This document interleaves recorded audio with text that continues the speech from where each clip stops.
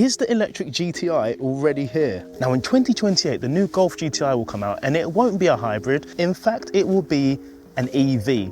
But I personally feel with the GTE, they already have the answer right here. Now coming from somebody that loves a powerful engine, a cheeky 1.5 TSI is going to keep everyone happy. That's your eco warriors and also your petrol heads, because technically it's a petrol engine. However, with the added motor, it gives you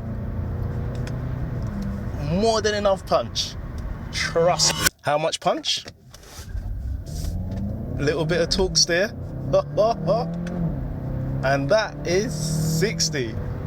Now the reason why I think that the GTE could be an option for some GTI owners is because not only do you get the performance with the motor and the engine, you also get an 82-mile range battery compared to the 38 that was in the Mark 8. Now something that might not be everyone's cup of tea is the height. Of course, with this not being the GTI and being the GTE, it's less about performance and more about efficiency. And you have 17-inch alloys, which look okay. They're kind of old school. I quite like them, but that arch might need a bit of work. Lowering springs maybe, but again, it compromises on the ride. And of course, you have dynamic chassis control, so you really don't want to play around with that because it works really well. So the main question is, how does this GTE compare to the GTI? Now in this sportier setting, the 6-speed gearbox isn't sluggish at all. And what I love about these DSG gearboxes is that when you do put them in comfort, they're buttery smooth, and it does that plus more. This knows the right gear to be in, and with this little flick of the switch down there, especially in sport, it's in S6, we're cruising just under the speed limit, and as soon as I put my foot down, it's the right gear. So I get that instant torque to get me through these lovely flowy B roads. Now I've got to touch on sound because it's kind of weird. It sounds like a diesel with that grunt, and hear me out, it's a nice diesel. It's got that, listen to it, it's got that deep bass to it. Again, I know there is some coming through the speakers, but it also revs out, and as it revs out, it sounds better and better. So it's a weird one. With this being just a 1.5, I kind of expected it to sound quite suffocated, especially when pushing on and getting it to go up these sort of hills. But fair play, sound is key, especially like I said, if this could be the happy medium for those people that have a GTI, fancy a newer shape GTI, which isn't going to happen with an engine. Yeah, this is checking some serious boxes, my friend, some serious boxes. Now, as mentioned, this does sit quite high with this being the GTE and not the GTI.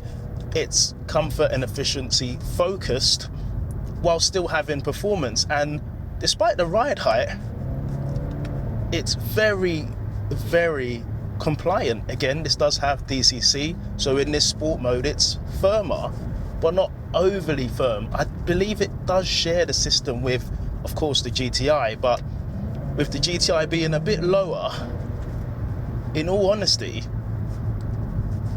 this feels better for day-to-day, which is expected. But like I said, when chucking it round these roads, it's very, very surprising. And it's perfect for things like this, driving past some horses, deadly quiet, no noise. It could even, if I wanted to, switch to full EV mode. It just checks those boxes. Now the question we're asking is, 17-inch alloys with this setup, will it be a GTI beta? No. Is it a replacement? No. But is it an option? I would say yes. And now I wouldn't say go out and get it and then swap the wheels over, because that's not going to be the biggest change. It's, again, pure chassis changes that make the GTI what it is. However, for your average Joe who wants one because it looks cool, I don't know, there is no other wheel options. That's the biggest telltale, I think, for me, that you're driving a non-GTI. But they made quite a good case for it to be something worth thinking about. Now, when we go back into the town, it's back into comfort and everything really softens itself up. Like I said, the GTI that I've driven, both the Mark 8 and the 8.5, feel great day to day, but not as smooth as this. This is very reminiscent of something that I've driven recently on air suspension. Need I say more? Now, sitting in the car, everything feels the same. The interior feels nice and spacious. You've got the pan roof, which is great. Now, that your average Joe looking at the interior from this to a GTI, the main thing that he'd probably notice is that the seats, they're not blue, they're red. Or in this case, they're blue and not red. So that aside, like I said, there is a strong case for this to be an option when you're thinking of moving away from your GTI.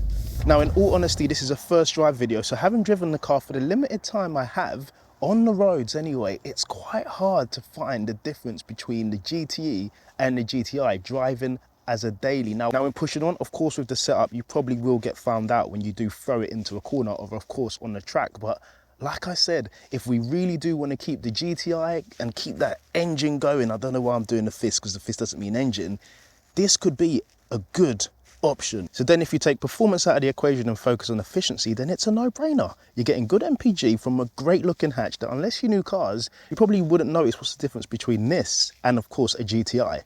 It kind of sits in its own little top range of hybrid performance hatches, I'd say. So there we have it, guys. My first drive on the Golf GTE, a car that I feel honestly could be the little, I don't know, happy medium between GTI and GTI EV, GTI EV, GTIV. I'm not sure what they're going to call it, but yeah, if you have found this video helpful, please smash the thumbs up button, subscribe if you're new to the channel, and I'll see all of your beautiful faces in the next one. Take care and God bless.